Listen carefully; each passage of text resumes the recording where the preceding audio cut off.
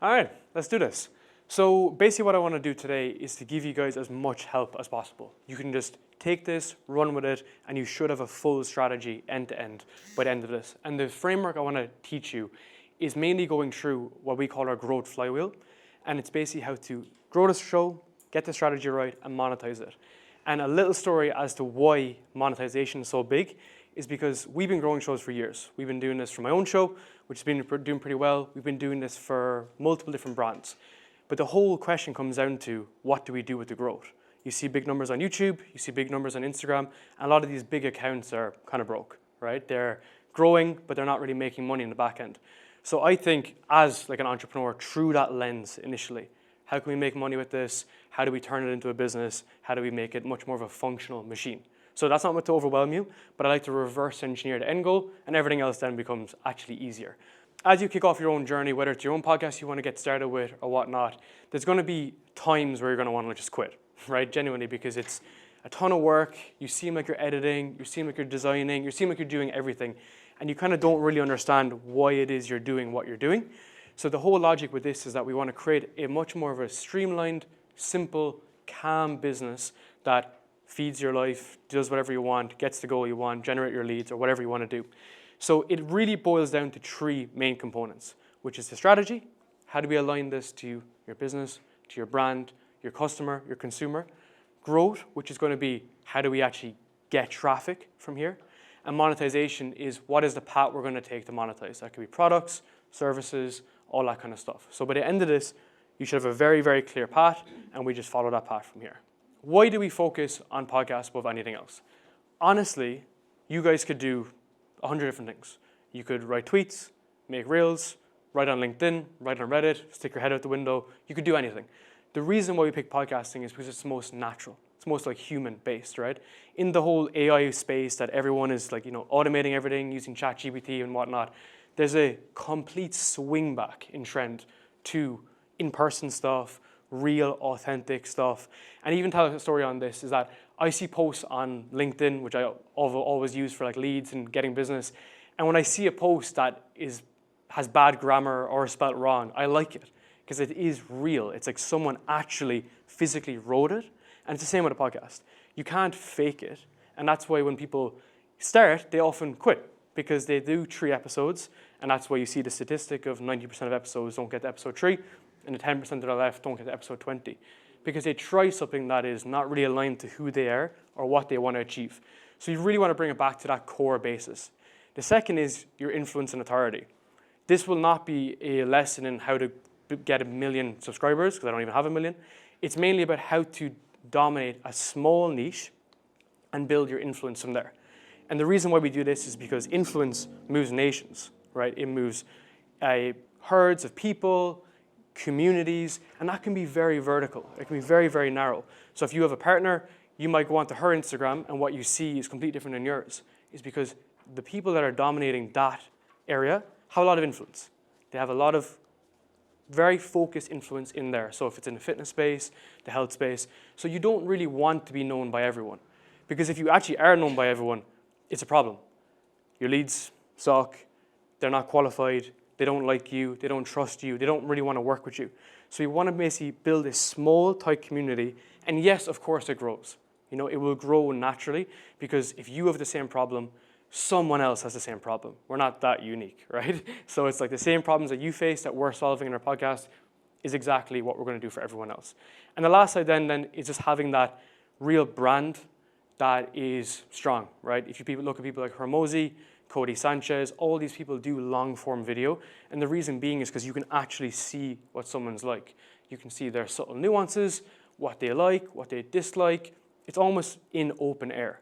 Whereas if you compare that to a reel, super edited, overly engineered, do we really want to trust this person?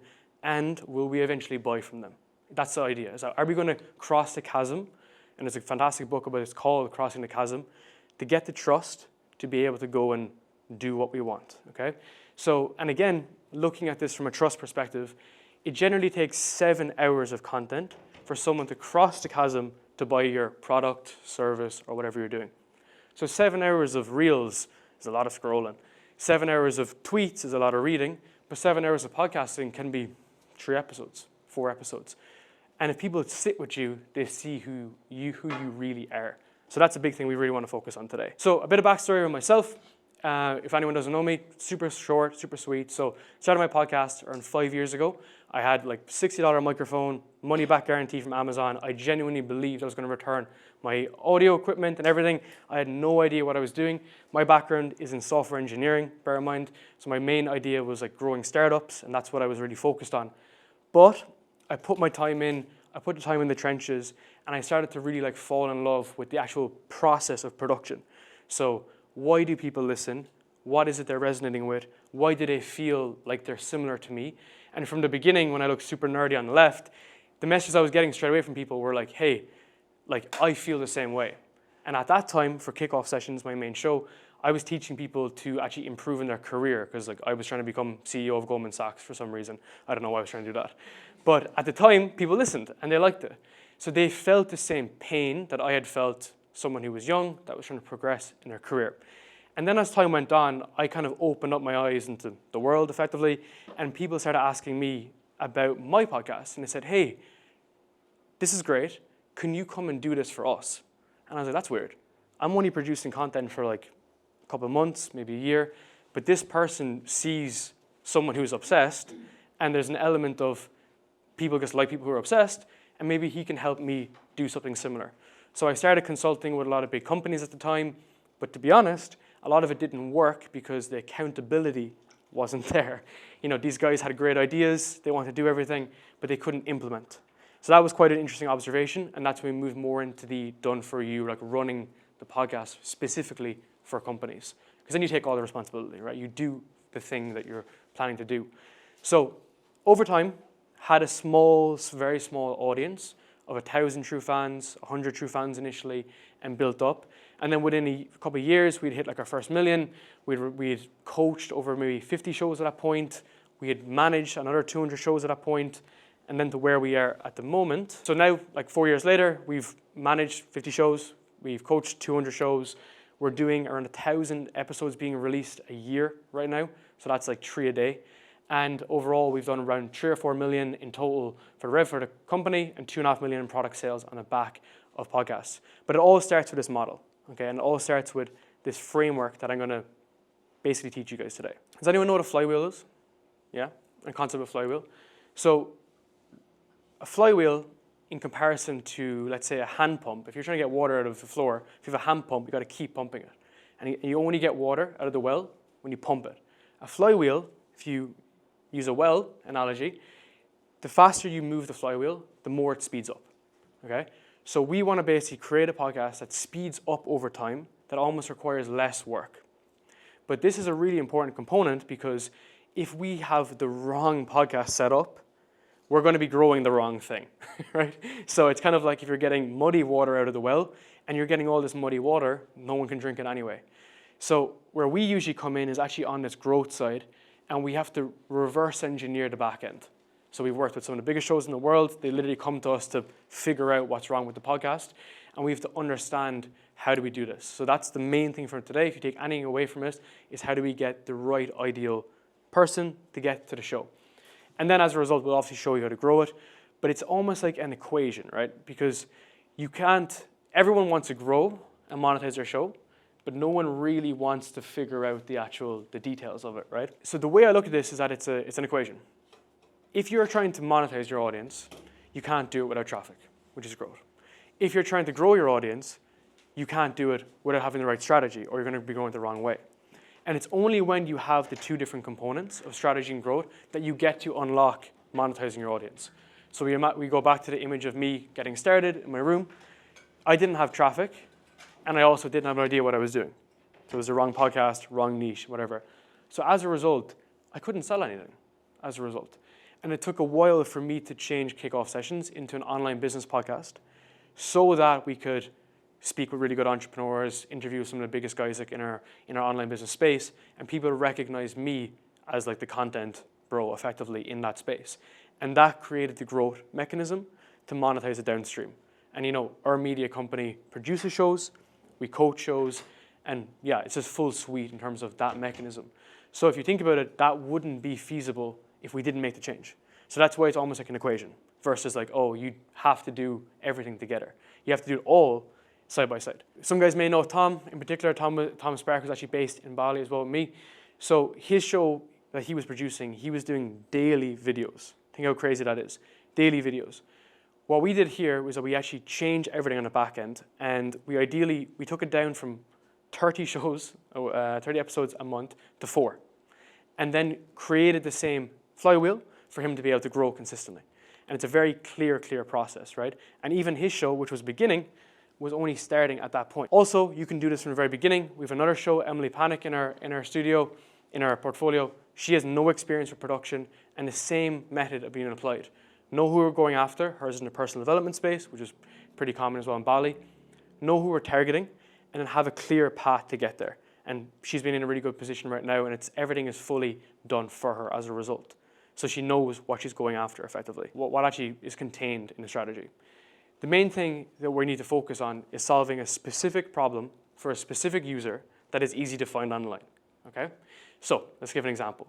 If you're helping fitness coaches improve their business and you're teaching them how to improve their business, they're pretty easy to find, right? They're on Instagram, we can find them. What's their problem? Their problem is they're not growing a fitness business. So we know how to get to those people through our content. So it's very clear, very simple. We also need to be able to tell our stories. I started off by telling my story. I started in my small bedroom in Dublin, not knowing any idea what I was doing. And there's a lot of pain involved in that. And like the wisdom comes from the pain and documenting that story. So having that as a component. The next slide then is actually getting very detailed on like tactical, technique-based content that helps people. Because that's what builds influence, right? They see someone who's not just recording in a good studio. They see someone who actually knows what they're doing. And then as a result of knowing what they're doing, the trust barometer is being built. So as I described the 7 hours of consumption, I would nearly say it's 7 hours of trusted consumption. Because like, you know, your photos on vacation are not going to build trust to get people to drop 5K for a program. But what it will do is it keeps you top of mind, top of funnel, keep top of mind. So that's part of it for sure. But we do need to get tactical, which I'm going to show you. And then also frameworks, guides, techniques, all the stuff that you're already doing, because if you are an entrepreneur already or you started with content, you already know this stuff intuitively. You just need to like document it. So it's in Notion, it's in a spreadsheet, it's in an overlay that you know that these are my main things that I want to be associated with. So when I speak to some people in Bali, people always say, oh, like you're the podcast guy. That has been 100% engineered. Like the brand is extremely engineered to be known for one specific things. I train, I go to the gym, I travel, but I don't want to be known as a travel bro. Because it's super important that when someone thinks about podcasting, they hopefully think about me and think about the brand. So that like engineering is almost has to be like indoctrinated into people. And you need to continuously remind people over and over again what you are, who you are, your story, your perspective, all the different things that most people, you know, take for granted. We need to remind people continuously. And last thing is just consistency in it. So consistency of message, of course, consistency in episodes, consistency in showing up. I've recorded a podcast every single week for 4 years straight. And in doing that, a lot of people say, oh, well, you know, Chris Williamson puts out 12 episodes a month. Why don't you do that? It's because I know for me, 1 a week is enough to, you know, keep me alive, right? Keep the brand growing, keep everything moving. Anything more takes me out of my zone of genius, and it's like such an effort. And we've done 8 episodes a month and all this shit, and it's heavy. So it's like the reason why I can go all the time is because we set a realistic, achievable target. And just an interesting story on this is a lot of companies that come to us, they say, oh, we want to do 1 episode a week and so on, and we'll pay you X amount. And I'm like, okay, let's slow down. Let's do 1 a month. And if we can do 1 a month, we can think about 2 a month, and we can think about 3 a month. Because as you know, with any like habit, if you jump all the way in, you're just going to burn out and just basically give up. And that's why 90% of the shows don't get to episode 3. They get all the big expectations. So we want to make this super simple and enjoyable. And the best thing about this as well is the fact that when we actually do this properly, just for a bit of context, you don't have to go back to it. And that's a nice thing, right? This podcast in particular, Craig, excellent guy, I've been working with him for many years. The show was a very deep dive machine learning AI podcast, not the ChatGPT style. And basically, we went from the show being like pretty much nothing to getting up to 27K on YouTube, and we're doing around $40,000 a month in revenue right now for sponsorships, which is pretty wild, to be honest. It's a lot more than I've ever anticipated. And the reason being is because he solves a specific problem for a specific user, helping researchers learn more about AI. He has it on repeat, same messaging, hammering over and over again, and he has a lot of consistency with the brand. He used to be a writer for Forbes and for all these different like article people to do with machine learning and AI. So it's a repetition in people's mind that sponsors will come to and with products will come to. And just to give a bit of another counter argument to that is that my show is quite broad, right? It's online business, so it's agencies, coaching, all that kind of stuff. Sponsors actually don't want to sponsor my show, which is kind of funny because of the fact that they're like, look, it's quite broad. You do a lot of different things. So when they have a software that they want to promote, they're not really thinking about me. And as a company that does sponsorships, puts them on shows, I look at it too and I'm like, I wouldn't put it on me either. But for my goals, it's a little bit different. You know, I'm thinking about broader. I want to help more people get into the online business space. And as a result, all of their shows in our portfolio are super niche. You know, so there's a delicate balance there. And at the end of the day, of course, there's no one size fits all, right? This is just something that's really worked for me, and it works for like other people too. If anyone isn't like a born entrepreneur, and most people aren't, and I'm not either, they don't really understand like the concept of like solving problems and like why people actually are more successful than others, right? And it's basically down to this framework, which is just basically like understanding truly what a problem is. Is it to do with health, wealth, relationships? Like what is that priority? Detailing it in terms of people's actual need to doing it. If someone doesn't have water and they're in the desert and you have the only source of water, they're going to pay a lot for that water. But that same bottle of water in Indomart is 10 cents. So why is that? Like, what is the function here? Like, what's the logic that's happening in here? And that's the whole thing about solving burning problems. So whatever your industry is, whatever your idea is, if you can get really, really detailed on that avatar, what makes them, what scares them? What keeps them up at night?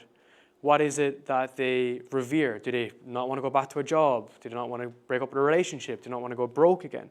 We need to get into that ideology for the content we're creating because that's what gets them to click. And that's literally the whole idea here is how do we get people to the content? Is that we need the biggest element of pain to break. And this is why you see like the typical like get to 10K a month is because those videos work because most people are working jobs that they hate. It's a very interesting concept, right? And when we understand that problem, so I'm helping people build online businesses with my podcast, I just find people who have done that problem. So, you know, I have done that for myself. Many other people have done it for themselves too that I interview. So they are an authority figure in the area that I'm working in, and they have the influence. It's all about frame. Frame is super, super important. How do we keep the frame? How do we have it in such a way that we are framed in the right way? That's why with the branding is super important. The positioning is super important. And that's why, you know, branding can take decades to build and it can all come crashing down super quickly. So super important that the guests you have solve the problems that you're looking to solve. And this is where we get into the idea of like, who's the guest, right? Do we chase the big boys or the ones that are less known but go after it? So obviously different ways to do this. But the problem with podcasts for the host is that we're still not talking, right? It's the guest that's talking. So how you overcome this is sharing your own experiences, right?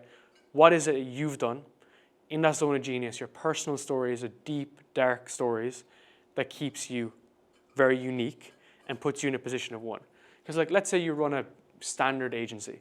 If you have your own personal experiences with that, no one can replicate the story. They can replicate the business model, but they can't replicate the story. So we're always trying to think about what's that unique edge. I started with a $60 microphone. No one else did that, right? And there's obviously many other handbrake turns that I've had in my career, in my life, but I want to position the right ones in the right way that have the right emotional reaction to get people in and have a strong authority frame. It's a very interesting observation, right? Because when you see this, you kind of can't unsee this. Your biggest guys in the online space and just biggest people in general nail this framework. And I'm going to show you exactly too, like how you can do this at a very like logical and nice path. So hopefully you can see this. I'll explain it if you can't. There's different ways you can do this, and I call this like content pillars, okay? You can do this in the beginning to get yourself off the ground, and then you kind of run async and you start adding in different elements of your brand. The reason why this is really nice is because if you're starting out, this is just so straightforward. You have an element of the personal experiences, your tactics and techniques, your how-to guides, and then they split. They can split in different ways, and then they will fit into your products and services. But what's important here is if it doesn't fit this, it has to be cut.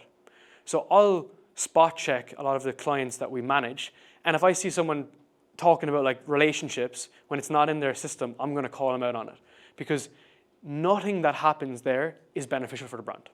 Hormozy dialed that in. A lot of the big guys, Chris Williamson dialed that in. All the big guys have dialed this in. And that's why if you look at Hormozy, he did a video recently about was he on steroids or not. It was like a picture on his Instagram. And he said at the bottom, this is the last non-business post you're ever going to see from me. Because he knows the importance of dialing that in. However, there's a small nuance here. As always, life is nuanced. He's still jacked, right? And he looks great and he looks the part. That feeds into the brand, but it's not the focus. He's not appreciated for how he looks. It's just part of his brand. Does that make sense? So there's like a link there. And we want to make sure that all of these things contributes to the goal. It doesn't take it away. So my approach on this is obviously different than a lot of other people's, which is like I don't think like the Rolexes, the flashing cars, the Lambos contribute to the goal because it attracts the wrong people. It's like a relationship, right? You attract what you put out and the person that you are, right? It's basically like how the world kind of works. So the more that we put out of this that's misaligned to who we truly are, it's literally a house of cards. And this is kind of the thing we really need to dial in. And this is kind of as detailed as it kind of gets, right? It's not going to get much more complicated than this. This is probably my favorite reference ever to do with this, but how no one can replicate your stories. So one of my advisors, close friends, is a guy called Tim Stoddard. He was addicted to heroin for 15 years. In Florida, on the streets, addicted to heroin.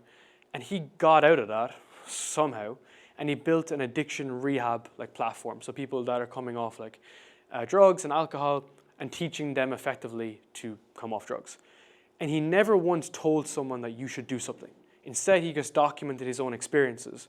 What happened, all the crazy stories that comes with drug addiction. And he said that no one can ever argue with your experiences. So he would just say, I feel this, I feel that. And as a result, Sober Nation, his company, is the biggest drug rehab platform in America. And he just did it completely out of his own interest. Because he never told someone how they should live. He just replicated his own stories. And that's all you need to know when it comes to this, right? Because we'll take his example. He was addicted to heroin.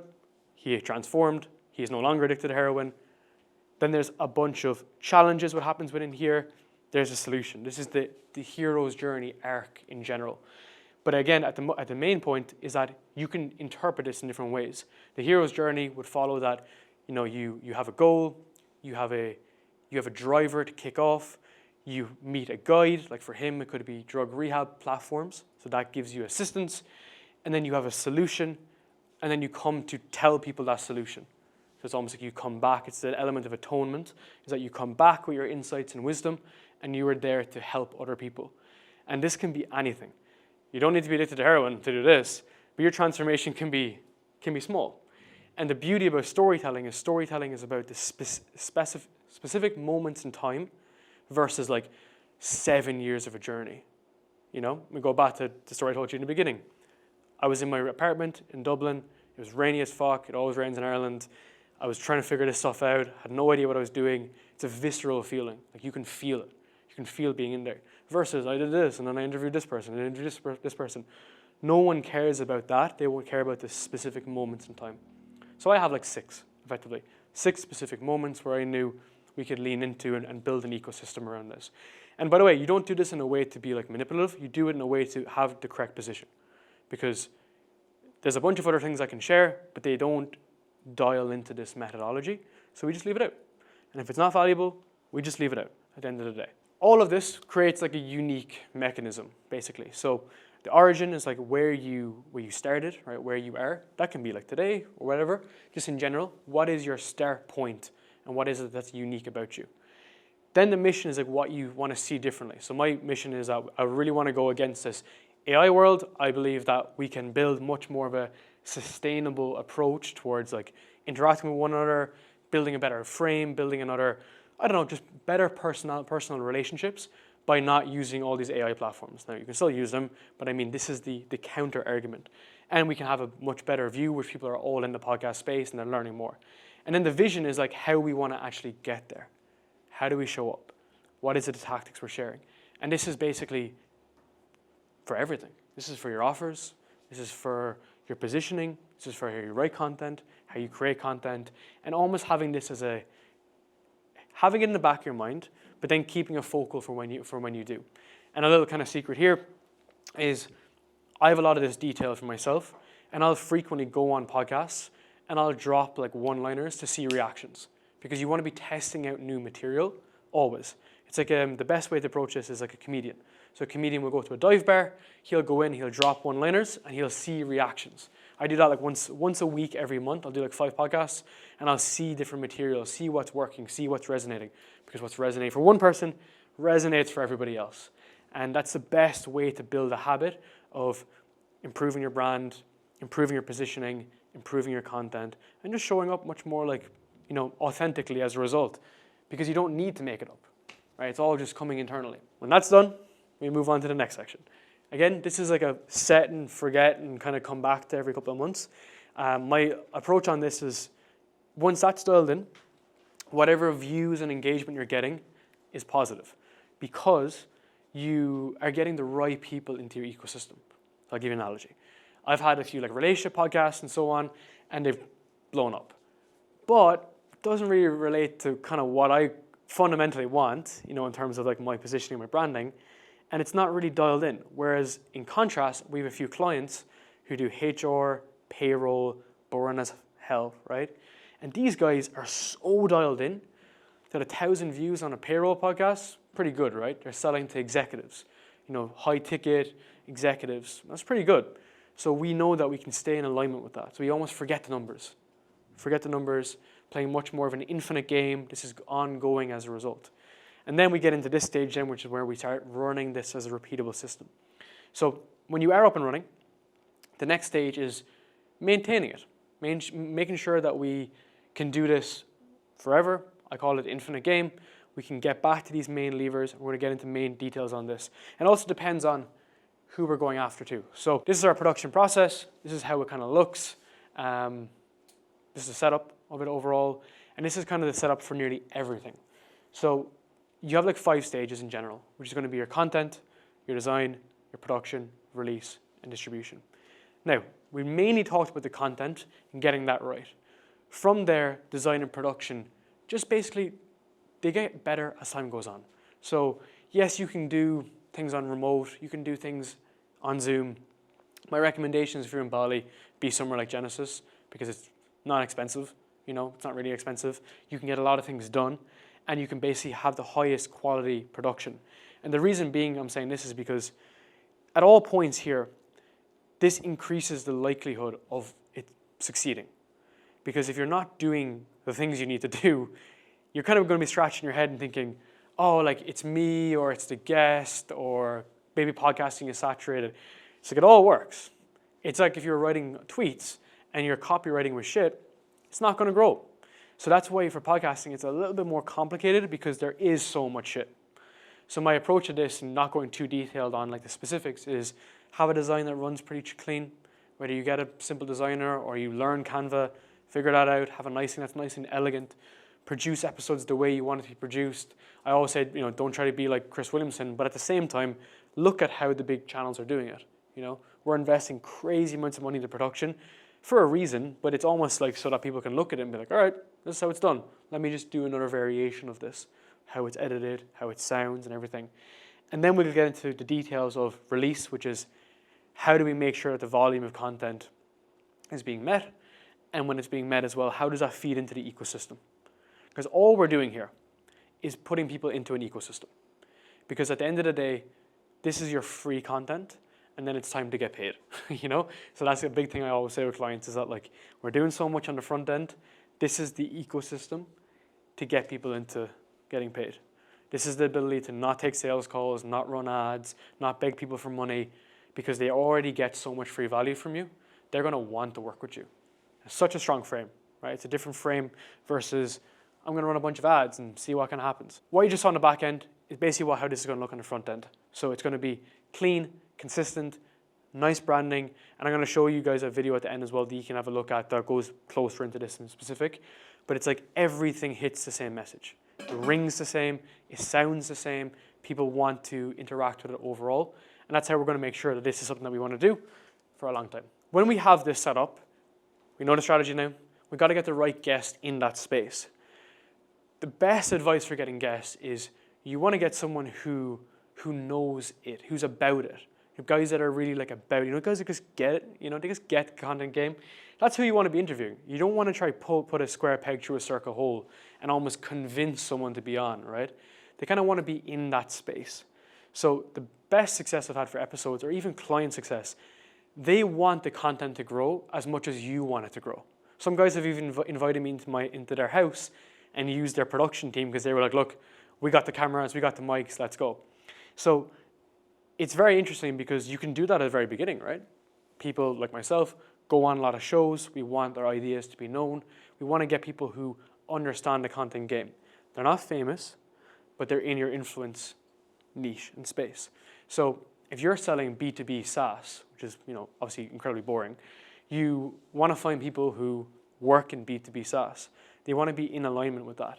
You can also have a scenario whereby, maybe it's someone that you might want to work with or a dream avatar, something like that. That's a very interesting frame as well, to have interview people that are similar to the people that you want to work with.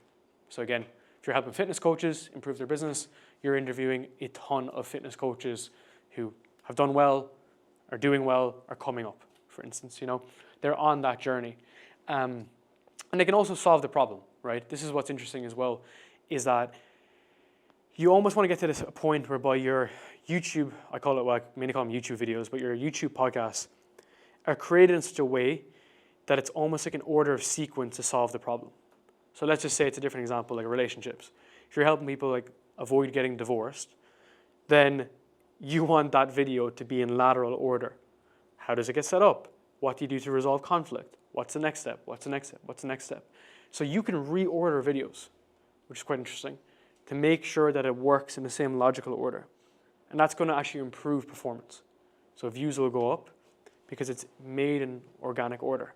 So kind of a bit of a hack. You don't need to do this, but I think the best approach to this is just have someone that can solve your problem and is in the content space. And yeah, there's markers of I would say a baseline of 10K. And the reason why I'm saying 10K specifically followers is because at 10K, they have ideas that people resonate with. They've said things that solve that problem and that they're connected with. Because sometimes, unless you have the receipts, it's very difficult to get someone's ideas validated. So you have to get the receipts for yourself, get the proof for yourself, and then the guests need to have proof as well. And sometimes you need to do a bit of discovery in that. And just a small extra point on this too is your research. So we were just chatting earlier about how you're doing your research and everything. There's different ways to do this. If you're someone like me who you can tell is quite anal, I go quite detailed into watching podcasts, doing the reviews, checking their blogs, reading their LinkedIn, reading their Twitter. But at the same time, you just want to get up to 80% pro efficiency to run an episode really elegantly, right? Because you want to really know what's going on in their brain just to run an episode and not be caught out, right? So there's a great tool called Perplexity AI, which is basically it's like an AI tool that scrapes the internet to find out information about someone. So if you looked up who is Darren Lee, it will scrape all the resources and give you the resource and then give me an idea. And it can go deeper and deeper and deeper. So I think something like that is very helpful to get started, for instance, and then you want to add in your own flavor. Because if we looked at someone like Chris Williamson, he's doing something quite interesting, which is he'll find a unique angle, but then he'll relate it back to his topic of society and politics, or it's kind of like a mash of ideas now. So that needs to be important. Does that make sense? There needs to be an alignment. So for me, I can interview someone outside of the online business space to some degree, but I need to tie it into my mechanism. I'll give you an idea. There's a guy called Nir Erol. I just interviewed him for a podcast. He's based in Singapore. He's a productivity dude, basically. That didn't really make sense for my audience, what made sense is how can someone be more productive to actually build something? So product, service, and so on. And he walked through the ideology of that, like the systems of it, the concept of it. And that for him, he felt he was being asked something new. And I have a ton of insights on guests in general. Like, so if you see my podcast, I've interviewed like a lot of the big guys in our space. And it's very interesting because a lot of these guys are not happy with how podcasts are being run. They're getting asked dodgy questions, caught left field, clickbait shit, and they want out. So what I always frame it as is that, hey, I'm not trying to catch you out. This isn't FBI interrogation. We're here to like meet and build a relationship. And I'm not going to ask you the 7 same questions you've been asked for the past year. And they're like, oh, thank God, because I'm so sick of asking the same shit, you know? So it's very interesting. You got to always think about like who's receiving. Because, you know, up until this point, we're talking about the consumer. But there's also the guest, right? We want to make sure that he also has a really good experience. He says good shit about you. He turns into an advocate. And the last thing I'll say is I've interviewed some people who don't really do interviews anymore. They're kind of out of the game. And I asked them, I'm like, why are you doing this? And they're like, oh, this person said that they had a good experience. I was like, people talk. Interesting, right? It's the reality of the world. So it's really good that framing, authority, positioning is super strong for how we turn this into a system. And lastly on this side is going to be around how we run this. So this is actually our full model. I talked with George earlier, telling him he should be doing email, because at the end of the day, if you're trying to maximize engagement, if you're trying to maximize leads, if you're trying to maximize business, you got to be doing it all. Does that mean you got to do it in the beginning? Absolutely not. It took me so many years to scale to this model, but like, let's walk through this logically, right? If we have high quality video, you're in a studio. Our headshots are going to look really good. It's going to look new and novel. It's going to look different. Then we'll have a really good thumbnail, so that's going to look great. So on a Monday, we got a thumbnail post coming out. On Tuesday, we also have like the trailer clips or whatever that's coming with it, because the clips look really good. We can have that coming up. Then we have enough content to write longer form for Twitter and a thread or LinkedIn. I love LinkedIn, even though everyone thinks it's for nerds, but I think it's really good. Then we have that, and we can expand on the idea and turn it into a newsletter. So all of this comes from the podcast, but if this component back here sucks, the rest of it sucks. So that's why people are like, this doesn't work. It's because like you didn't focus on nailing the main thing. You know, you talked about the wrong thing. You got it wrong, right? And unfortunately, you can get it wrong, you know? So it's like when that's dialed in, all this other shit just happens. It just happens. So you may not be running posts at the moment. You might want to open that up. You may not have a newsletter. You might want to get an email list. We can talk about that as well if any questions on that. And then we might want to improve this through SEO. And SEO is an absolute whirlpool, but at the end of the day, it works very simple to do with content for YouTube. Just to simplify it, it's you have your topic, okay? So let's just talk about finance. Then you have, that's the TAM, the total addressable market of finance. Then you have personal finance, which is a subsection. And then you have personal finance for families with kids is the next subsection. And then you can talk about like budgeting, all that boring shit, basically. That's basically how it's working. So if I'm creating a title, which is like 5 ways to improve your budgeting to go on your next holiday with your children, that's going to be so niche. We are not exposed to all the people up here at finance. So we can't expect to access them people. Because the people up here are looking to invest in stocks and crypto, right? They don't give a shit about the kids' budgeting plan. So we need to understand that logic. It's very interesting, right? So everything you write, everything you do shortens down the gap, but that should be actually a good thing, because then you know if you're getting 10,000 views in a video, all those people want to work with me as an advisor, financial advisor, buy my products, buy my services. It's all in alignment. And you can only really do this by seeing how wrong you can get it, you know? Sometimes you'll see a video pop, and I think that's often a bad indicator sometimes. Sometimes the things that we think are good for us are actually bad for us. Kind of with life, right? Like it's basically like everything you think that's actually good for you can turn out backwards. Now that that's done and that's running, we just got to make it simple, right, for people. So I know I run a lot of businesses for clients, partner most of them, rev share in a lot of them, and to simplify it, all you got to do is have content on the front end and a simple offer on the back end, right? And the better the content gets, the more traffic you get to the offer, the more you sell here, the more you view here. Because if you have a product that is validated and people use, those people will actually be your highest consumer of content. It's a scary thought. People that buy my shit, a lot of them, they send me the podcast every week and they're like, I like this, I like that.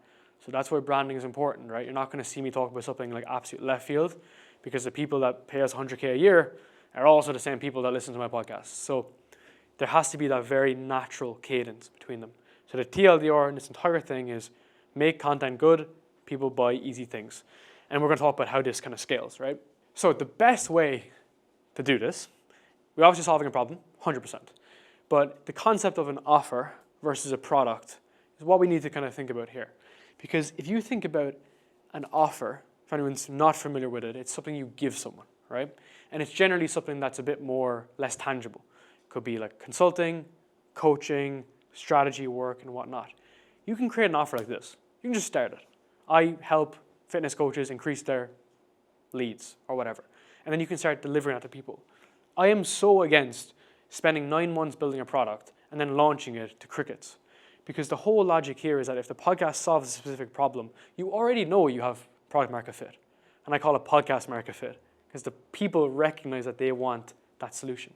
So then we can have an offer, which is like, let's say you're consulting or coaching, you take the journey of my journey, which is I was helping people, helping companies fix their like marketing with their podcast.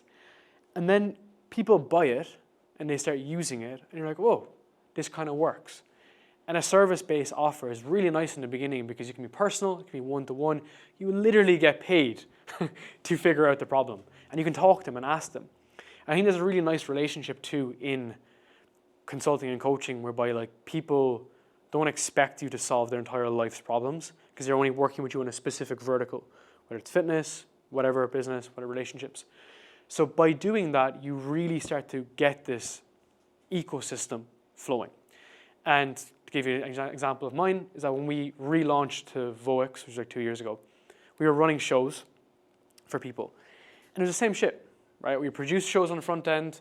I would be on Zoom calls with people telling them the same stuff I'm telling you today, which we need to fix this and this and this. And they're like, yeah, this is great, okay. And some guys were implementing it, some guys weren't implementing it. But we still do, run the agency component for so long that it was a guy here called James Kemp said to me, why don't you decouple it and just sell the consulting? So not doing it, just a consulting. And I was like, oh, well, I can't do this, whatever. He's like, no. He's like, go home, overnight, you have like a consulting arm. It was literally like overnight. And we tell ourselves these stories that we can't do this stuff. And that became like a huge offer for us, you know? And it helps so much people as well as a result. And then as a result, when this becomes a burden, how I describe it, is like you have so much business that it's a burden as like an agency, and that's when you move into a product. You have programs, you have courses.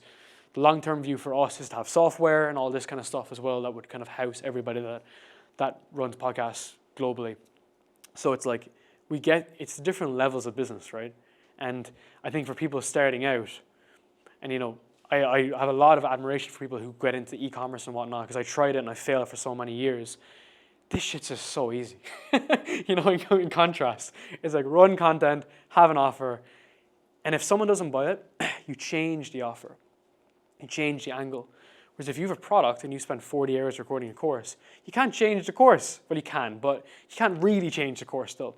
Whereas with an offer, I'll give an example. We have a client who helps people with sales, and we had to make a change that he helps B2B startups with sales.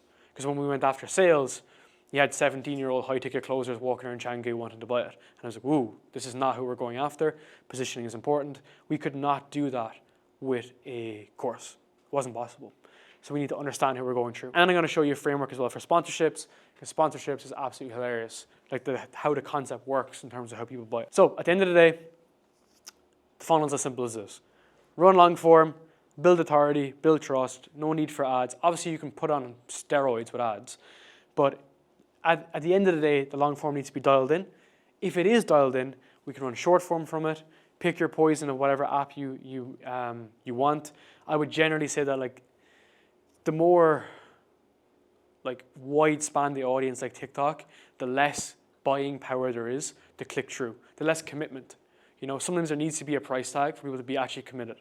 So we really focus on Instagram only lately, would you believe, for that, but mainly focused on LinkedIn and newsletter because I still am, a very, very high ticket offer. So as a result of that, the buying power is, I need to meet my ideal customer in their playing field. I can't drag them over somewhere else, right? It's only when we open up Instagram was that I started selling B2C to everyday people, which is the only reason why we use Instagram. And then we have some sort of like high value free content, which can be like a webinar, a workshop, whatever that can be, or it can be just like a digital download, and then you have your products inside. So that can also just be coaching in the beginning, by the way. It can be whatever. But that's the kind of logic to kind of make it as simple as possible and to kind of keep this a very natural way. Now, there's obviously a lot of nuance into this, right? I call it, the best way to describe it, and I want to just have as much time for you guys afterwards as well, is if you imagine your top leg, your bottom leg, there's a connective tissue, right? There's like a ligament and ACL, all that stuff in your knee. That connective tissue is the difference between having the upper part of the leg and the bottom. And it's the same here. There needs to be a mechanism to get people into the next thing, right? People don't just buy shit randomly. They have to be almost like kicked off a ledge into an offer. And that's basically what needs to be done, right? Is that there needs to be a mechanism whereby you get people from your podcast into your short form wheel, or at least you have a mechanism in here to discovery. They'll discover you here, or they'll discover you here. But then we need to continuously give people the stuff. If anyone's ever read Influence by Robert Cialdini, the main concept is reciprocity. The more I give to you, the more you want to give to me. It's just like an innate element of our body. So that's why we're already giving people so much stuff. It is time to get paid.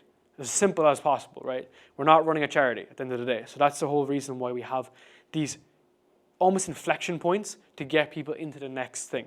So again, whenever I go in to look at an offer, which is literally like 4 times a day, I just look at the inflection points. At what point is it breaking and all this becomes a house of cards? Because you might have a really good like system and funnel set up, but you could be bringing in the wrong people, attracting the wrong people, not converting, not having a strong enough call to action.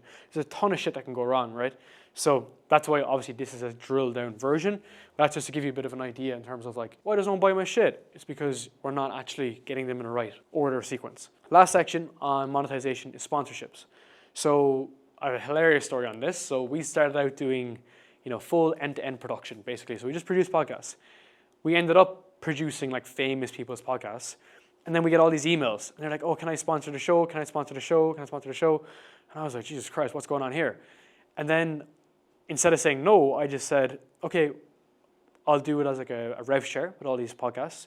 So we just built our own ecosystem of sponsorship, kind of like a HubSpot network for VOICs. And it just happened out of like thin air, like literally just like it just showed up in front of me. However, I always had a problem with sponsorships before this because it was always based on audio.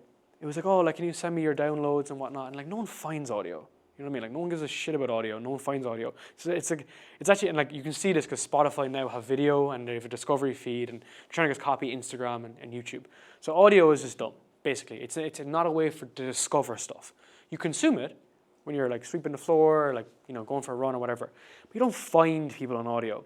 So we had these like really big shows on YouTube, and they're obviously tiny on audio because who the fuck listens to audio? So they'd say, oh, we'll give you like $1,000 for like a slot. I'm like, this doesn't make any sense. And they want to do it on audio.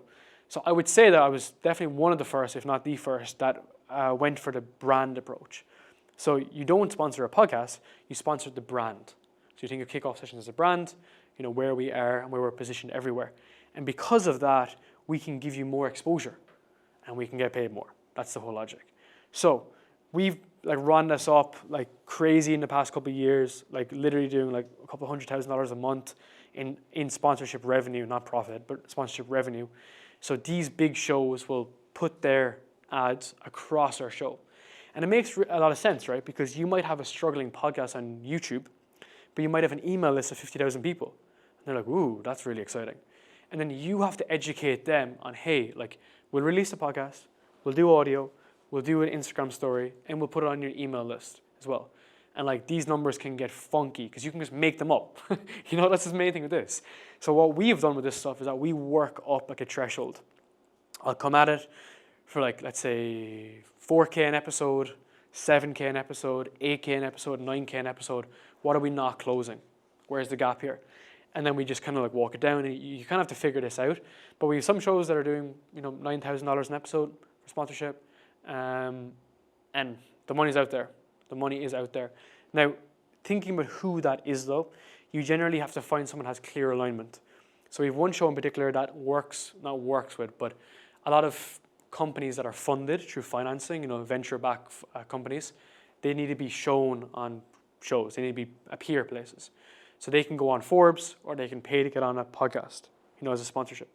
So we do go after like the startups that are trying to get there. So you need to be tactical with it, right? You're not going to get like Bob's Bakery to give you 9K, but you're going to find the right brand to be positioned there, which obviously takes some time. So my kind of suggestion here is like, if it's like product-based, it's a company that's obviously doing really well. They have a physical product. If it's software, they've raised money. And I'll just quickly look. You just check on LinkedIn, how much money have they checked? Okay, they've raised 700 million. They can send us 9K, surely, if they want it, right?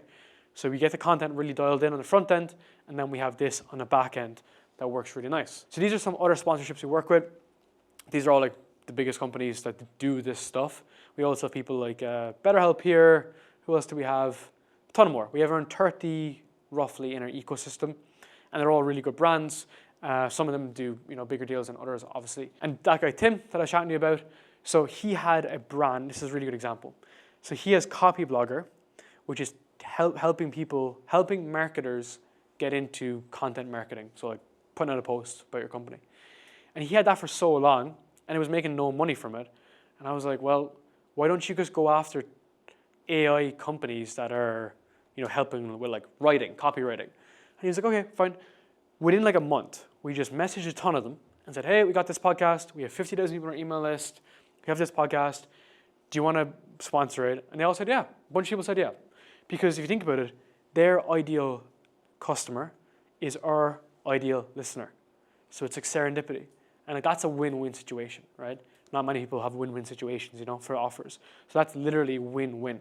You just get people to do the full thing. And a few other examples. So some guys may know Rob Lipset. Rob's a good friend of mine. We launched a show from the very beginning. And the ideology here fits in really well. He's known for fitness, obviously. And specifically for his content, he's evolving, right? This guy started when he was young. Now he's older. He's married. He does different shit. He's a successful entrepreneur. We have to encapsulate that into his brand, but at the same time, still nail fitness. So now he talks about like fitness and entrepreneurship and all this kind of stuff. The podcast is called Game Plan. His app is called Game Plan. His coaching program is called Game Plan, and it all fits into the ecosystem. So it's like top of mind, continuously top of mind. And it's really interesting, right? So we have the offer, we have the product, then we have his content, which goes into training and nutrition. That feeds up into his app, and then his interests of him being, like a healthy person, basically. That's the best thing for him. So when I said before, like, I don't like the Rolex approach, like flashing Rolexes, for him, he has to be shredded. You have to be it. So that's the main thing here, is that he is it. He lives a great lifestyle. He's a cool guy. He does a lot of cool shit. And then therefore the podcast runs side by side. That's super, super important. I want to leave this here. That system I showed you of the 5 stages, this is just a video that's more in detail, so you can hit the QR code on that and just download that if you want to. But that's like a 40-minute video on like that sequence. But that's kind of it. That's overall. Any questions? Yeah, go ahead. Pass the mic. Yeah. So the logic was they wanted to put a podcast mic there, so it looked like.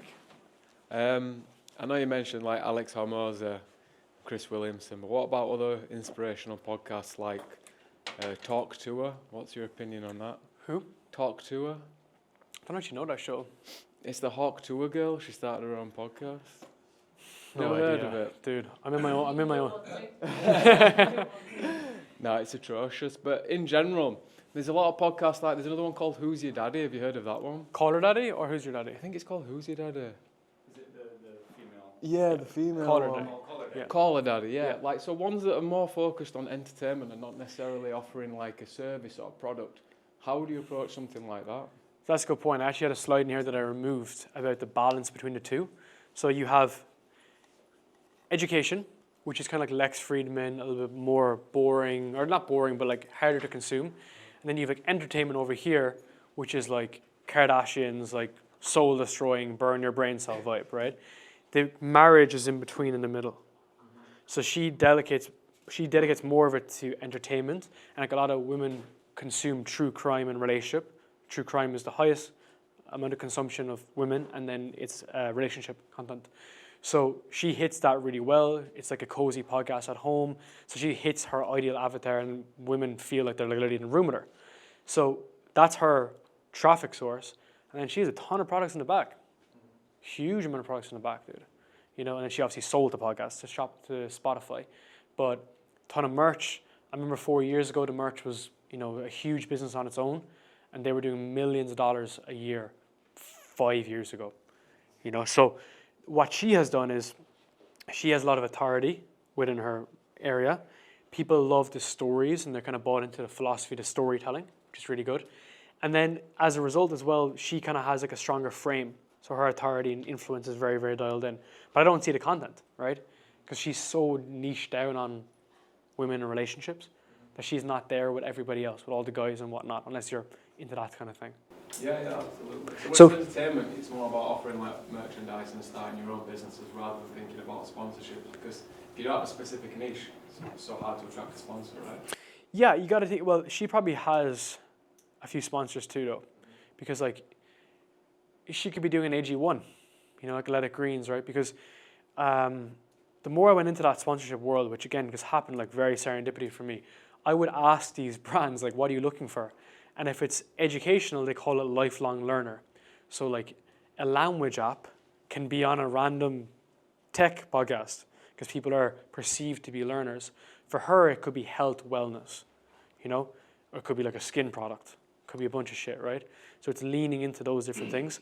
But she balances, I hate the word, but the word is edutainment.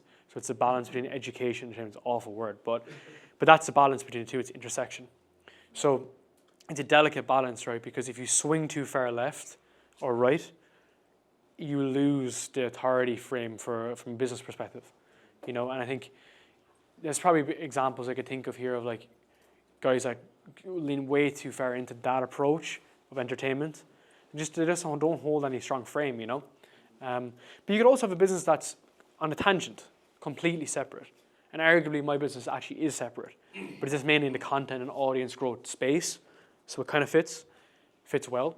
And that's the reason why like I've kind of got it right with the other shows, is because I'm reworking what I had to fix for mine, you know?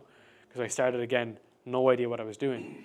So it's much easier for me to launch a new podcast than it is to keep my one consistently growing all the time, you know? Cheers. So how do you balance, so like with my podcast, it's going to be, I have a YouTube at the minute, and it's transitioning into a podcast, as that's kind of, I'd love that, like that to be the pillar like you've got. Mm-hmm. How do you balance like solo episodes for like more actionable, direct value versus the kind of interview style? You can do both. Yeah? Yeah, you can do both. Or does it really matter? Am I overthinking that? It doesn't necessarily it doesn't really matter as long as it's still in the same niche. Is it? Yeah. Online business. So give more of an example. Just helping online business owners grow. Similar to what you do in some sense. It's just more offer building and client acquisition. Perfect. So then your individual videos are a mixture of like tactical. Yeah. Very, very tactical. But then also origin story. We just did like a huge workshop on Wednesday around this, which is like your story, you really need to document, you know, because the biggest problem with me is guys are like, who are you? Because they see all these podcasts with other people and they're like, but who are you? So I actually literally had to make an origin story video because I was like, fuck, this is not a good thing. So I need that pinned video on YouTube to be your story. And that goes through the kind of hero's arc. Doesn't need to be positive, can also be negative. But telling that end-to-end story. So that's one thing. That's your personal story. You can take that from different angles too, for instance. And then there can be the very tactical videos then as well. But the best way I heard this, and you know, this isn't 100% correct, but it kind of is. It's like every video should be a VSL. Yeah. If you think about it. So like every podcast is a positioning, use an authority, and people can click the next button to take the next step in the journey with you. Mm-hmm. You know, it's a nice way to think about it, because then this just keeps this honest. You know, because then you're like, all right, well then I know what I need to do today, and I don't feel like I'm fucking doing something random for no reason. You know, and you can quickly feel that when it doesn't feel right. Like I hate recording reels. I have to do it. I fucking hate doing it. And like my wife helps me a lot, and I just fucking hate it. And it doesn't fit right. I'd much prefer to have a podcast, have some dingers in there, and then use them for reels. You know? Yeah. I don't know why. It just doesn't fit well with me. And cadence. If you're just getting started, Yeah. what, any suggested cadence? So a minimum of 2 a month to keep the audience coming back. You know, because they need to have a repeatability, and then you can kind of scale it up. I'd never make a commitment to your audience and be like, hey, I'm going to do it weekly. Like, oh, did you not say weekly? So I'd almost stick to like the same day. So we release like Wednesday every single week, and whenever we don't, because like something might break, I'm always so pissed off because like people expect it to come on a Wednesday, and then if they don't, they're like, well, what the hell's happening? So that repeatability, just consistency, top of mind, always. You know, and then you can scale it up. But honestly, like there's such a nice not nice, but there's an inflection point whereby you're producing so much content that people stop consuming it. So the views are actually going down. Right? So let's say you're doing 4 episodes a month, they're all doing 1,000 views. You do 8, and now they're all doing 600. Yeah. You're like, what the fuck? This is so pointless. So it's like I'm doing more work and getting less of a return. You know? So I've been like, we've been working on that model for quite some time. Everyone is different, you know, of course, but for me, it definitely is true. I can't be producing more. And I'm sitting on loads. I'm sitting on like 12 podcasts right now, and I just have to slowly release them once a week. Okay, that's awesome. Because I was trying to like see how that comes together. The second thing, one of my clients he's just launched his podcast about mental health, and he's getting like 50, 60,000 views for sponsorships. And I'm trying to help him get sponsorships, but I don't know. Is it literally just like, you said like BetterHelp and like, there's like supplements in there, like mental performance supplements. Yeah. Is it literally just doing outreach? 100%. So like the mechanism for that, and like what's interesting is that like I've worked at big companies, right, for a long time, is that I know, well not know, but like I hear what you're meant to be doing. If you work at a big company, like let's say BetterHelp, they're not meant to respond to you, 100%. Like they're told to not respond to people on LinkedIn. If you get a message, just let it go. Like we're told that. Because you could say something stupid or whatever, right? So because of that, one, you need to make sure you're going after the right companies, so they're not super, super big, because they're automatically going to be on, you know, caution mode. You kind of want to be going after the companies that are like just raise money or whatnot. So my example here is like, let's say AG1 Athletic Greens is like the prize. You quick Google search 5 alternatives to AG1, and you just go after these guys. Because the frame is so strong, right? It's like, hey, Chris Williamson's taking all the fucking money for AG1. You want to sponsor our show here instead? We'll do it a fraction of the cost, and we're going to get you still growth. Like, all right, okay. You know, because like those guys are not being heard, those companies. Yeah, and as long as there's congruence between their customers and our listeners, it makes sense, yeah. Exactly. And you can profile that, you know? Like you can nearly give examples of, like, here's people that listen to my podcast. They fit the brand. Yeah. You know, they fit the aesthetic. Yeah, and then just a nice frame of like what you will do for them, how it will work, how it's going to put together. Just have that kind of consistency, you know? Sweet. Thank you very much. Pleasure. You were talking earlier about 6 specific moments to build like the kind of ecosystem around it. Was that like, could you go like more specific on that? What it actually means, or how do you, is it like 6 moments you always repeat in the show? Like, oh, I had this $60 mic, or you repeat on that, or how do I put those into the show of like, Of who you are. yeah, exactly. So it's almost like having a look back at through your life and then seeing what were the main inflection points that make you like the man or the woman you are today.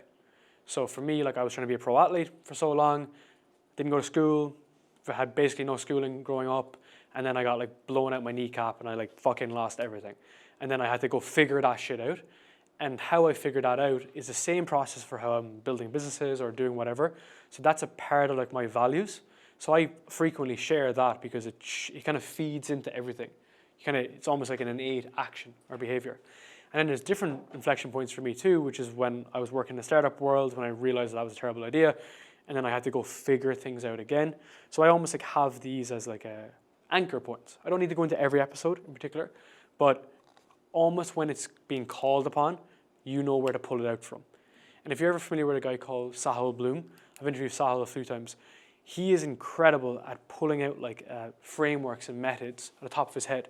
He just like zaps it out of his head. And he obviously thinks about that intentionally. He's an amazing speaker.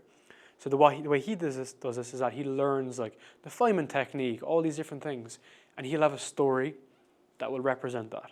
So I'll give an example, just to make it a bit more practical. He has this thing called 30 for 30. So to build a habit, takes 30 days, you do 30 minutes a day for 30 days.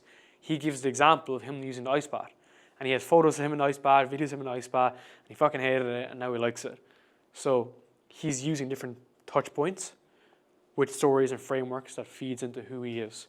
And then his book is called The 5 Pillars of Wealth. One of them is mental and physical, and that feeds into that, right?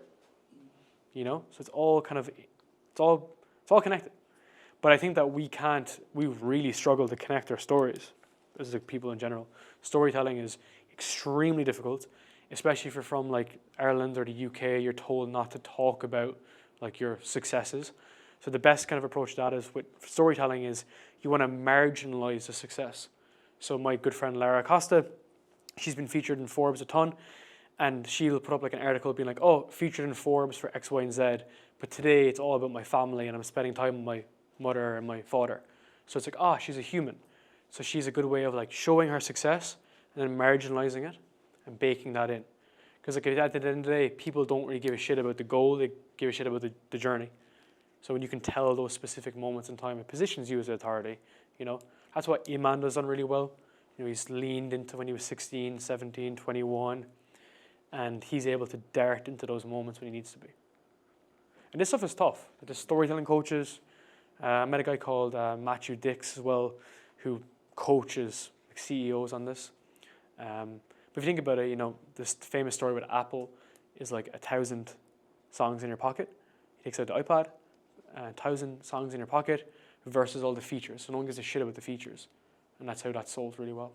Go ahead. Is there any like, because with storytelling, it's like whatever story you tell is going to attract the type of person at that level, right? And it's like, for me, if I attracted broke leads. I'll go all day on this one. Yeah. It's like, look, I'm just writing down, it's like, is there any correlation, like specifically around the types of people you're trying to attract to correlate those 6 points specifically for that person instead of going off like too early or too soon or too during the struggle?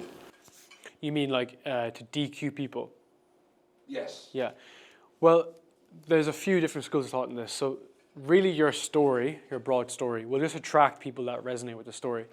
So because everyone feels pain, right? So, and it's always easier to run from pain than it is towards pleasure. So if you're telling us your story, but then your follow-up content then is the detailed shit or is the stuff that's dialed in, right? And then I think that's a very interesting point because I think the whole idea of like booked calls is a hilarious metric, right? People are like, I booked 40 calls this week, but they're all unqualified because they're all like 19-year-old kids, right? Yeah, you get me? yeah. So the reason I'm saying this is because your content disqualifies people. But we need the broader content just to show that we're not like actually potatoes, you know? Because you need to, and that's why it's funny because if you see like a boomer who's like 50 or 60, if he's putting in like really tactical advice on like Facebook, no one clicks on it. But the dude is filled with wisdom. Yeah. You just can't tell the story well, you know? So we need a careful balance. But then on your offer in the back end, just a shitload of DQ feasibility. Like there's things in my funnel that are like, if you click this button, I will cancel. You know, it's like specifically. Yeah. It's like this is not for you. You know, and that's also just an important thing in general. Is that like we're not trying to appease everybody.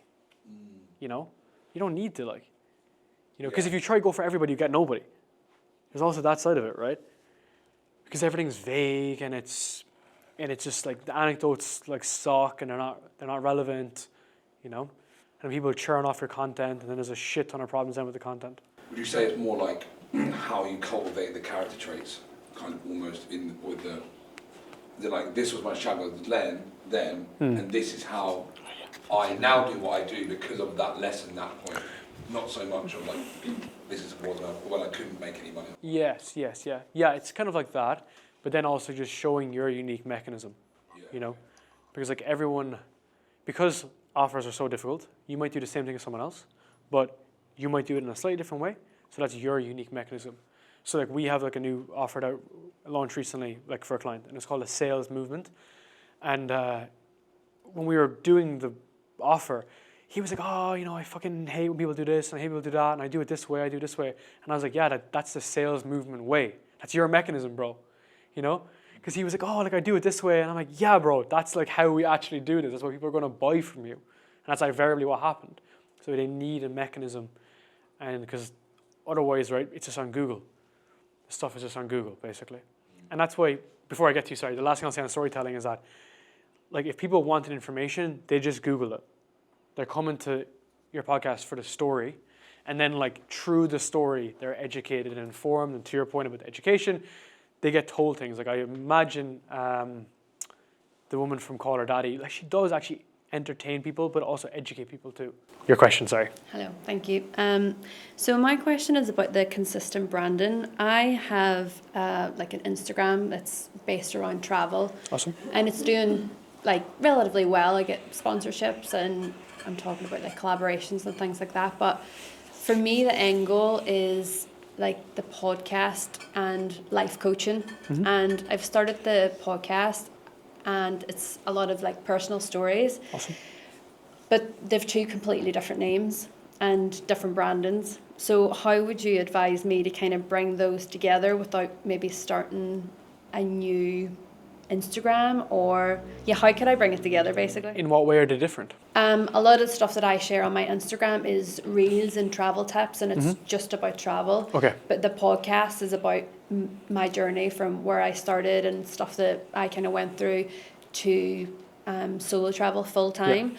But I want to go towards helping other women, like female empowerment and stuff like that. And Yeah. there's similarities there, but I feel like the current branding is completely different, and I don't really have the time. Like, I can't be bothered making reels anymore to start a new Instagram and do all that because Yeah. I'm just flagging Yeah. at the minute.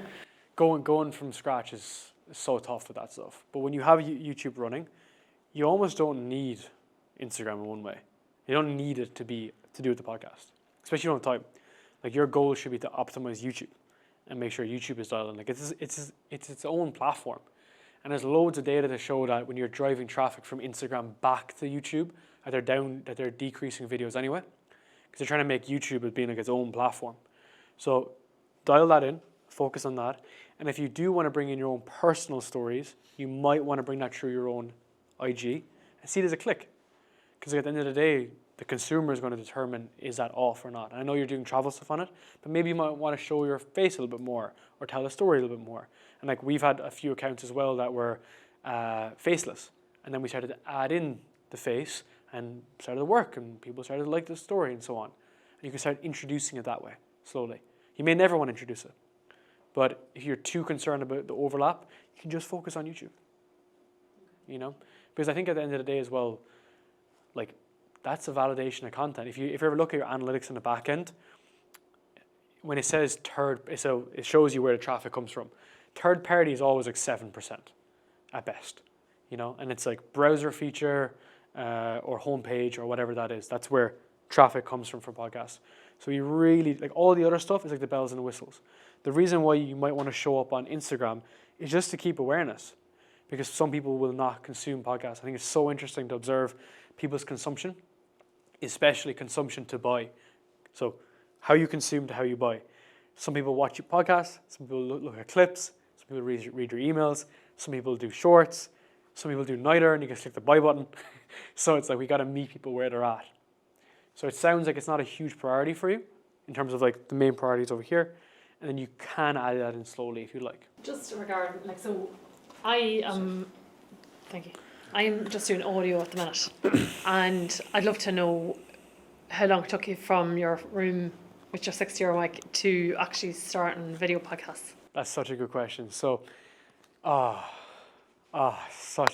always pains me, right? Because when you launch something, it's the first time you can get traffic. Your friends, your family, or whatnot, because they're people who are outside of your niche might just jump on it and give you like support. I went audio first, like 5 years ago, because I felt I couldn't do video. I just had that like internal limiting belief. But it was exactly 6 months later that I was like, okay, now I need to record on like Zoom, the equivalent, you know? And if I had just started earlier, I would have made that ground up. And I'd lost all those yards. So 6 months of pain. And like the first video was actually from Bali. I was living in Seminyak at the time. And I had to do it. You know, you have to make that change. But I think for you specifically as well, the way podcasting has moved is that it has to be video. Because your discovery has nothing to do with you. It's just to do with the platforms. Like YouTube is quite literally a podcast platform. Like it has a podcast tab that you're just leaving a lot of opportunity behind.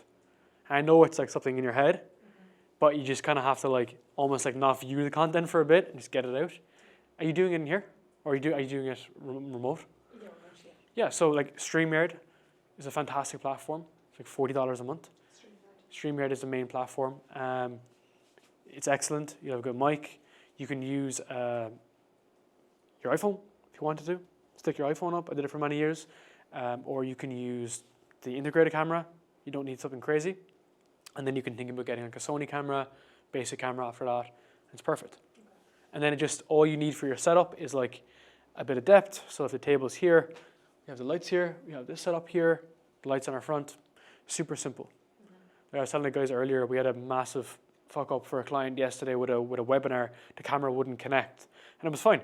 He had 200 people on. He used his iPhone, not his iPhone, his MacBook camera. But we set it up in a way that looked professional. No one knew the difference. So we overthink this, you know. And obviously me, who was running it, I was shitting my pants. But at the same time, he didn't really care. The people that were on it didn't care. So it's like we create these ideas in our head that are just not true. You know, they're just simply not true. At the end of the day, people got a lot of value from it, and they get a lot of value from your podcast. So you're just not giving people the most opportunity. I have the opposite.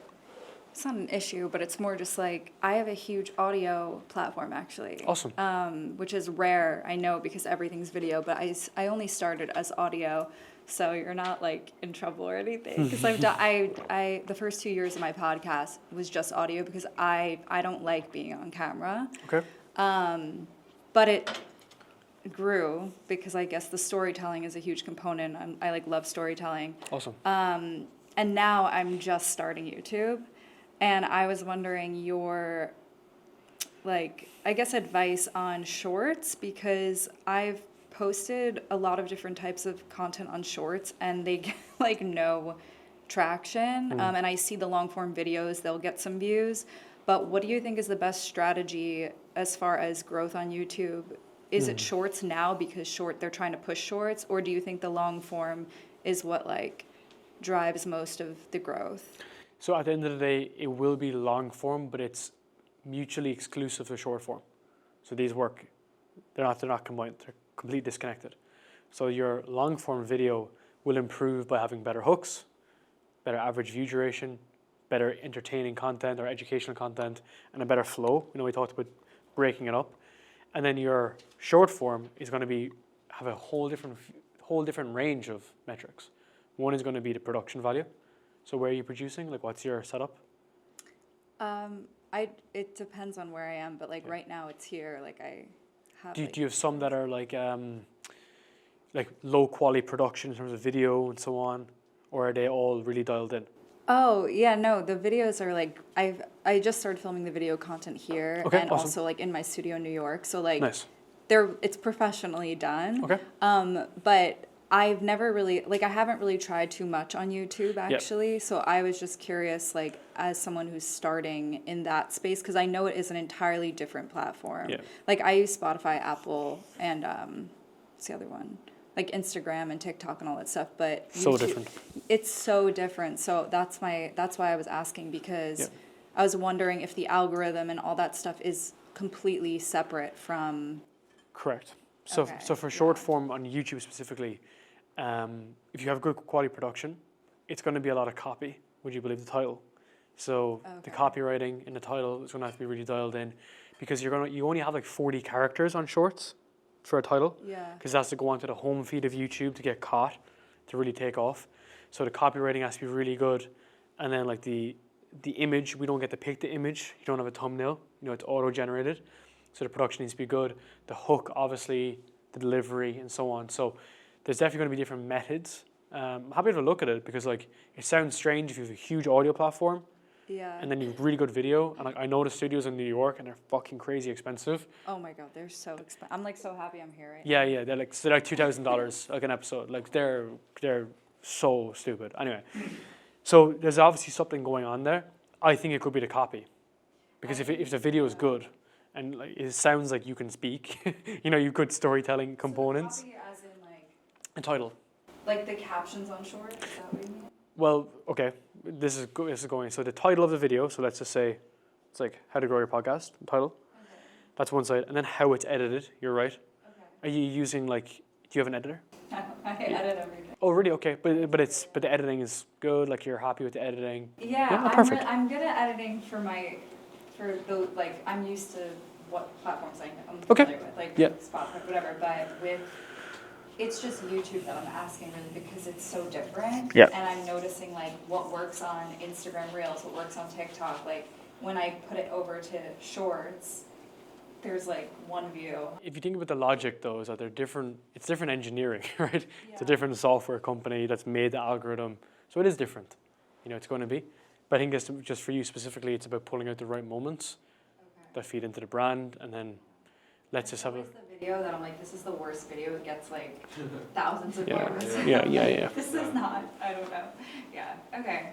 Nice. Happy to have a look at it. I was interested about what you were saying earlier about Instagram and like pushing people over from Instagram to YouTube, and you were saying that YouTube like pushes down the content if you do that or something. So are you familiar with Kane Calloway? He's like a really like famous short form guy. Had him on my podcast, and he described this really well. Is that every social media platform is like an island.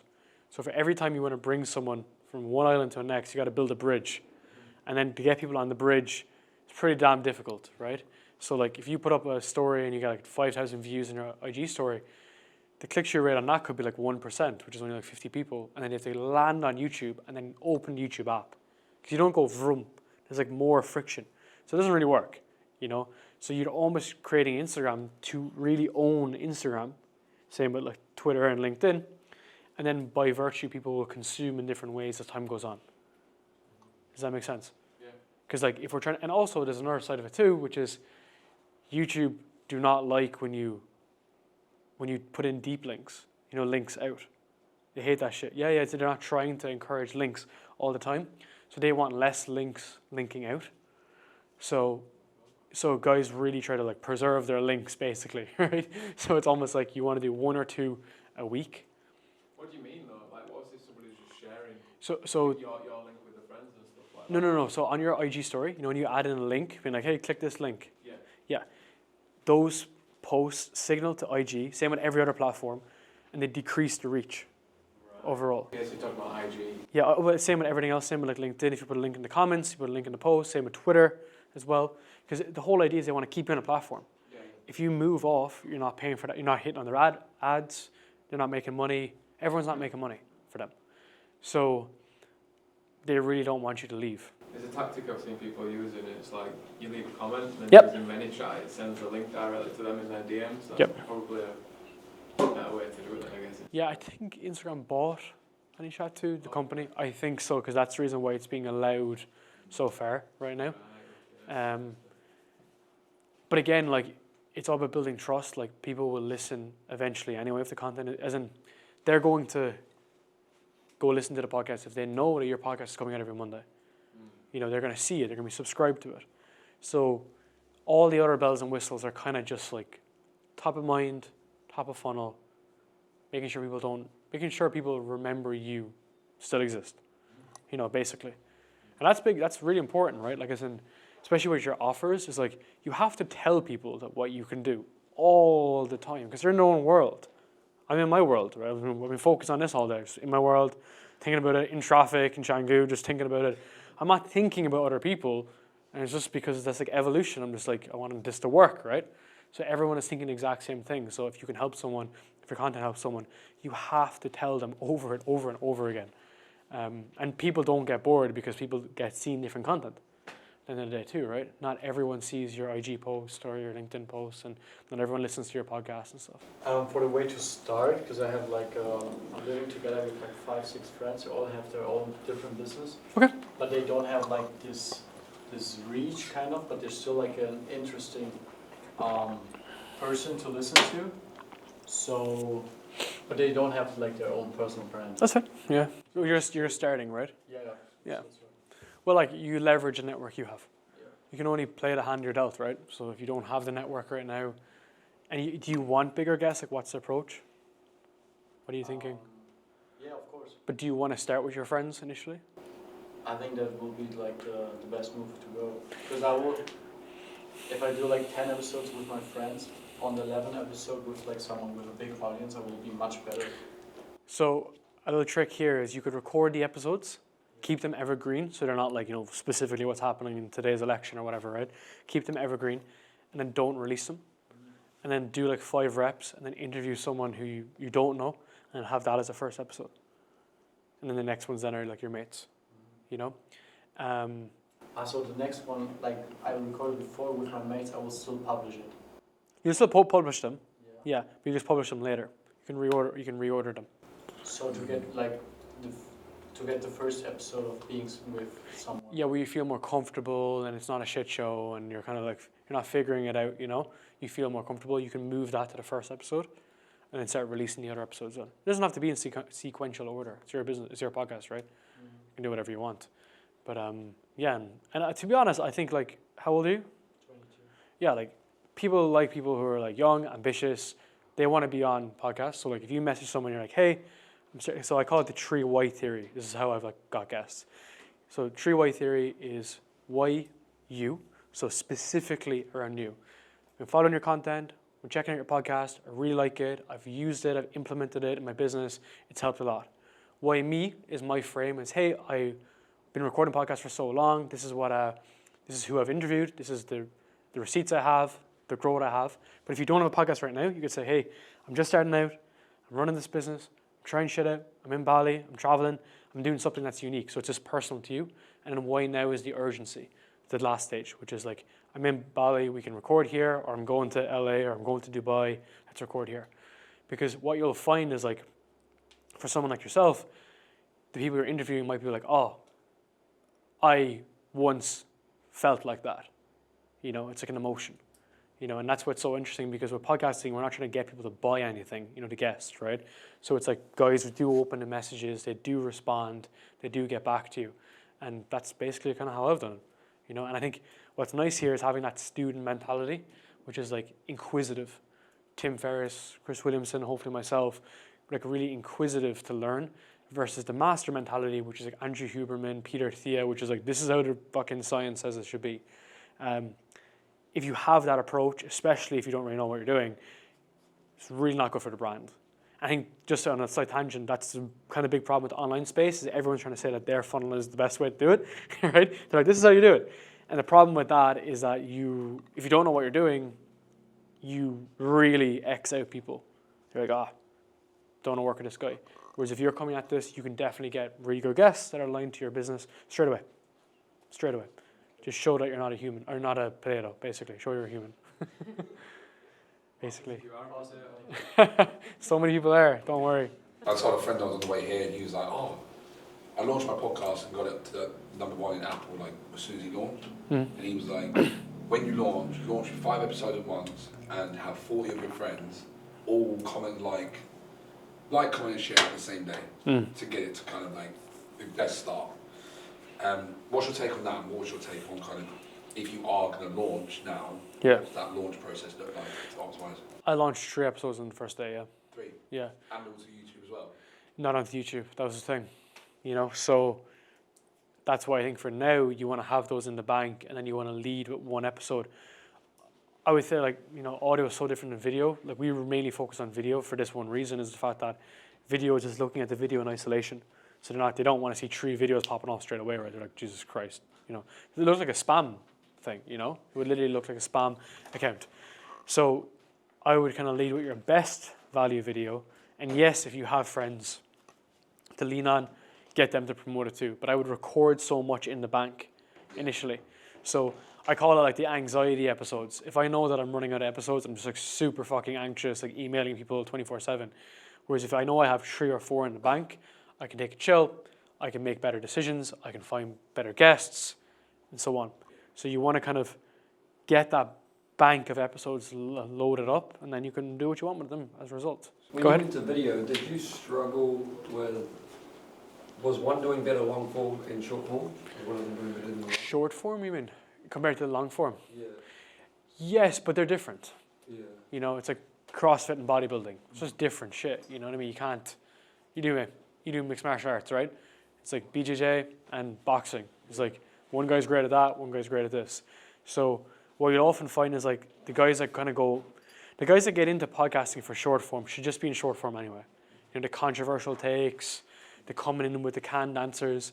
It's like just record short form for the short form platforms, because those platforms are becoming so native that if you're not creating videos for the platform, they don't want it. Now, you can still break through your podcast clips, but at the end of the day, like, you know, it's apples and oranges. You're doing the wrong thing in the wrong place, whereas you should just be focused on dialing in video, speaking better, the flow of the episode. We haven't even got into episode flow. Like, there is an actual flow of episode, how we should run the episode, what topics should we talk about, how they feed in, you know. So that's your craft, is getting better at long form. And then once episodes are better at long form, yeah, short form works with it, you know. But what I would say though is like video is so important because that's where you discover people. You know, like your discovery is video. So if you're really fucking good at video, you can be discovered on the home feed on YouTube because you're basically showing up there, right? But then you would use short form as an ancillary to feed into that side of it. So like if anyone's familiar with Sadia Khan, like she kind of, and I know Sadia well, so that's the reason why I can use an example, is that like she did this really, really, really well, is that she went on a few podcasts, her clips were super dialed in, they grew like crazy, and then she started her own YouTube as a result, and then they started growing like crazy. So it's like she had the proof of one, right? But she really was short form first, which is interesting, right? Always good to reverse engineer like who's killing it, and a kind of concept behind it. And that's not that difficult if you think about it. It's not like huge, right? It's not like a lot of volume. It's actually not. It's actually the opposite. It's less volume, more targeted, but not procrastinating. That's the biggest thing, right? It's like, yes, just fucking launch the videos. Don't overthink it too much. Because I have a lot of friends and clients who are like, I'm thinking about this. And I'm like, just release the video and then see what the market think, you know. The market's the ultimate decider at the end of the day for everything you do, you know. This is fun. Hopefully I didn't bore you to death. I appreciate it, man. Thank you. Appreciate it. But yeah, you're in a good position, and I think is that like the last kind of closing remarks is like you don't need to do everything straight away. Like that's the biggest thing here, is that the more you try to do, the more you feel overwhelmed. But just dial in the strategy, and honestly, like it'll just take so much pressure off, because you don't want a big account with it all messed up. You know, we all seen those IG accounts with like 2 million followers, and the guy's got like 7 likes. That's this. Like that's this. You know, just that the market hasn't caught up to this yet. To having huge podcast accounts and they're talking about random shit. You know, just people just aren't seeing it yet. You know? James Smith done that recently, didn't he? Yeah, and he's selling an email marketing course. Yeah. You know, so like, there's levels to the game, right? Yeah. Is that every time you need to change this, you need to have a rebirth. You know, he's a fitness coach teaching email marketing. It's different, you know, and everyone's like, what the fuck? And then you just unfollow, you know. He made like $500,000 in 9 days. I know, and I know the guy that's running it from, don't worry. But what I'm trying to say is that like there's a reason why like Christian Guzman started a new YouTube channel. You know, he got to 1 million and then he started a new one. It's because it was a broken model and he couldn't push an offer through it anymore. So he started a new YouTube channel. Now he's 70K. You know, 70K. And I was like, all right, okay, 70K is not that much. But at the end of the day, 70K that buys Alphalate 24/7. And like, I think people are just not seeing the reality of the numbers. These are people. You know, they're fucking people. And they're not buying your shit. That's a massive problem. There's only a few ways around it. All right, guys, I appreciate it. I don't want to keep you too long. Yeah. Fucking hell, that was 2 hours. That was awesome. Thank you so much.